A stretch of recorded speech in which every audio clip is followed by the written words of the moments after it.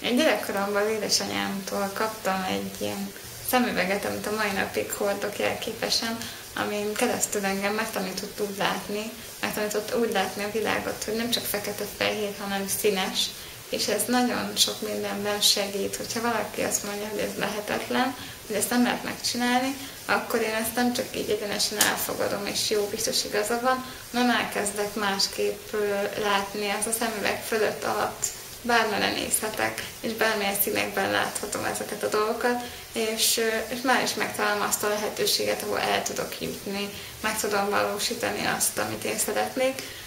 Hogy most, hogy jutottam el idáig, igazából megint csak azt tudom mondani, hogy a kitartás. Mindig is tudtam, hogy hova szeretnék eljutni, és még mindig tudom, hogy hova haladok, mert még nagyon messze vagyok attól az úttól, amire azt érzem, hogy most hátradőlhetek és megcsináltam, de az úton maradok, és nem fogok róla letérni, az biztos, és szerintem te se több.